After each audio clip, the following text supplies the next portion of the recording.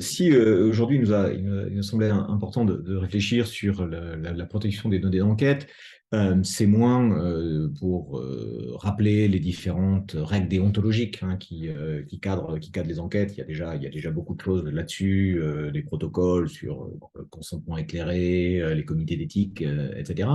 C'est plutôt pour réfléchir sur la protection du chercheur et la protection de ses enquêtés, ce qui constitue à la fois, je dirais, un enjeu pratique de la recherche en rayonnière et évidemment un enjeu éthique, puisque la protection des enquêtés, c'est quelque chose qui, évidemment, est central.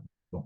Alors, il y a un certain nombre de risques qu'on connaît déjà, notamment sur des terrains étrangers, sur des terrains dans des régimes autoritaires, par exemple. Bon, on peut penser à la Russie, on peut penser à l'Iran, dans lequel des collègues ont déjà été embêtés par notamment les services de sécurité qui ont mis le nez dans leurs enquêtes. Bon, il y a déjà toute une série de choses qui sont intéressantes. Les anthropologues qui travaillent sur des terrains en conflit ont aussi été amenés de maintes reprises finalement à voir des irruptions dans leurs données d'enquête. Mais effectivement, on retrouve aussi ce type de problématique aujourd'hui dans nos sociétés. Bon, en France, on peut citer le cas de collègues travaillant par exemple sur le nationalisme, qui ont eu sur le nationalisme corse par exemple, qui ont vu leurs données d'enquête saisies par la justice, leurs entretiens sans pouvoir les récupérer encore à ce jour. Bref, donc je pense qu'il est intéressant de poser un certain nombre de cadres qui peuvent aider à la fois les collègues et les plus jeunes collègues notamment à réfléchir à quelques mesures ou en tout cas quelques possibilités pour protéger et les données et les enquêtes. Bon. Alors, il y a évidemment toute une série selon les sujets sur lesquels on travaille, on s'expose évidemment à toute une série de risques quand on fait des entretiens avec des gens qui sont engagés dans l'action violente, avec des gens qui ont des activités illégales, avec des gens qui travaillent dans des services qui sont des services protégés, qu'il s'agisse des services de sécurité, qu'il s'agisse d'un certain nombre de choses. Effectivement, c'est pas rare de voir des institutions qui souhaitent capter ces données tout simplement pour leur propre usage. Et évidemment, on comprend bien que vous faites des entretiens avec des criminels qui s'occupent de drogue. Évidemment, si la police récupère ces fichiers, selon les sujets sur lesquels on travaille, on s'expose évidemment à toute une série de risques quand on fait des entretiens avec des gens qui sont engagés dans l'action violente, avec des gens qui ont des activités illégales, avec des gens qui travaillent dans des services qui sont des services protégés, qu'il s'agisse des services de sécurité, qu'il s'agisse d'un certain nombre de choses. Effectivement, c'est pas rare de voir des institutions qui souhaitent capter ces données tout simplement pour leur propre usage. Et évidemment, on comprend bien que vous faites des entretiens avec des criminels qui s'occupent de drogue. Évidemment, si la police récupère ces fichiers, ça peut avoir toute série de conséquences. Bon. Alors, il y a évidemment des dimensions légales.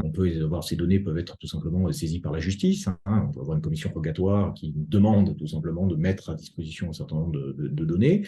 Mais c'est sans doute la minorité de cas, sachant que par contre, on est très facilement exposé à des intrusions sur un terrain. C'est pas rare qu'un chercheur soit arrêté, c'est pas rare que la police veuille récupérer un certain nombre de ces éléments. Alors, ça passe par toute une série de choses. La police qui va tout simplement saisir vos carnets, qui va tout simplement vous demander d'ouvrir votre téléphone portable pour voir si vous avez des enregistrements.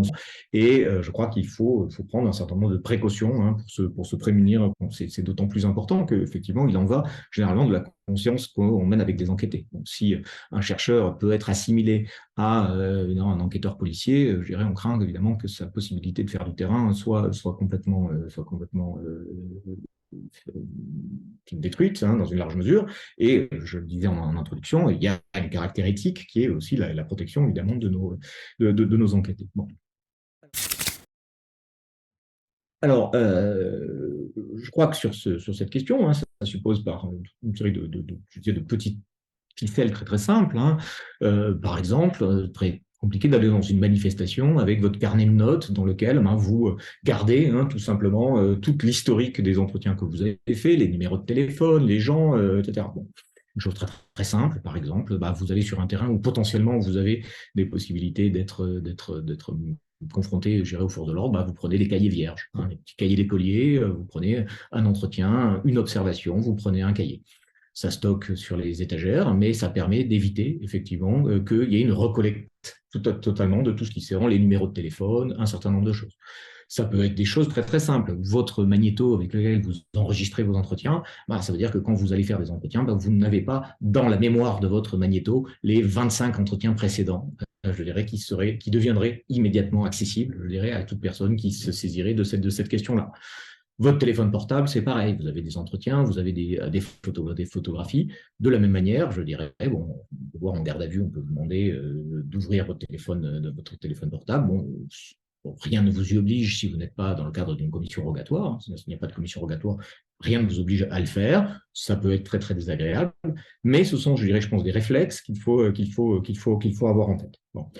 Ça, je dirais, ce sont des aspects très pratiques, je dirais, de finalement, avec quoi est-ce qu'on va sur son terrain. Alors, c'est vrai, évidemment, pour les forces de l'ordre, mais c'est vrai pour toute une série de choses. Je dirais, vous travaillez sur le service d'ordre militant, vous n'avez pas nécessairement besoin d'avoir tous les numéros de téléphone des gens des services d'ordre que vous connaissez, parce qu'il suffit qu'un autre manifestant récupère votre carnet, ça peut poser toute une série de problèmes. Donc, je pense que, vous voyez, il y a un certain nombre de mécanismes très, très simples, finalement, de quand on fait du terrain, avec quoi, finalement, est-ce qu'on voit du terrain? Des cahiers vierges, des enregistrements, enfin, pas d'enregistrement, pas d'archives. C'est une série, je pense, de protections immédiates que l'on peut avoir en tête. Deuxième élément, c'est effectivement les données, une fois qu'elles sont collectées, comment est-ce qu'on les protège soi-même? Bon, il va de soi, mais ça va mieux en le répétant, que maintenant, il faut protéger ces données, notamment numériques. Un ordinateur doit être protégé par des mots de passe. Les stockages des entretiens, dès lors qu'ils peuvent revêtir un quelconque caractère sensible, doivent être là aussi protégés. Alors, protéger, c'est très facile. Vous avez des logiciels qui permettent de crypter tout simplement des données, des volumes dans votre ordinateur. On utilise par exemple VeraCrypt sur Mac, qui fonctionne parfaitement bien. Ça veut dire que tout simplement, vos données, elles sont dans un volume qui, tout simplement, ne peut pas être décrypté par accident. C'est vrai pour toute forme de base de données, c'est vrai pour forme de base d'entretien. Bref, il y a toute une série de manières de le faire. On peut utiliser des clouds sécurisés. Le CNRS a par exemple un cloud sécurisé qui fonctionne très très bien. Bref, on ne laisse pas traîner ces données. Que ces données soient numériques, que ces données soient papier, qu'elles soient enregistrées, que ce soit des photographies, on ne les laisse pas traîner. On fait en sorte d'être en permanence en capacité de contrôler finalement qui pourra avoir accès à ces données et on s'assure que personne ne pourra avoir, ni de manière mal intentionnée, ni par accident, accès à ces données-là. Ce sont des mécanismes, je pense, extrêmement clairs. Bien sûr, si des services spécialisés veulent accéder à votre ordinateur, c'est toujours possible. Les gens qui travaillent sur les sujets les plus sensibles, par exemple, stockent leurs données sur des ordinateurs non connectés à Internet. Mais là, on rentre évidemment dans des données qui sont beaucoup plus larges.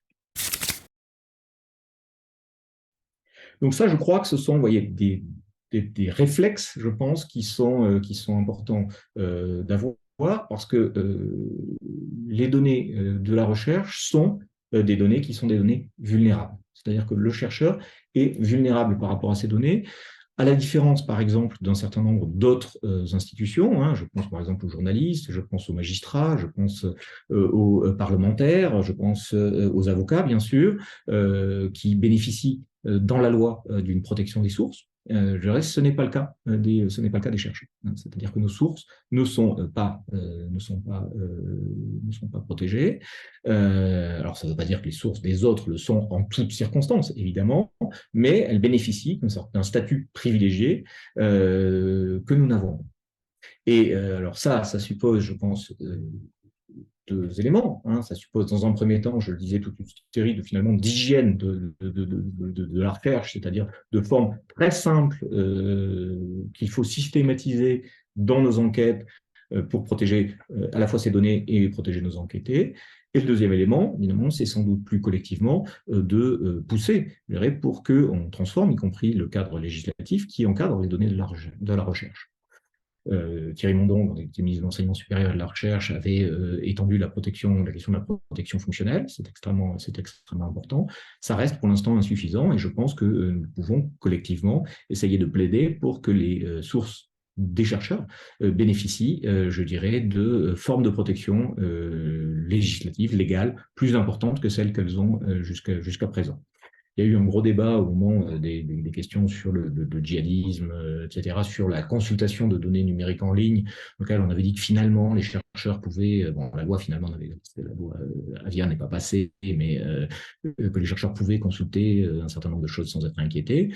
C'est vrai pour des titulaires, ça laissait les doctorants, par exemple, ou les plus jeunes encore, très, très, très fragiles. Bon. Donc, je pense que là-dessus, on a sans doute un certain nombre d'éléments à amener pour amener pour amener, je dirais, pour bénéficier finalement de cette meilleure protection.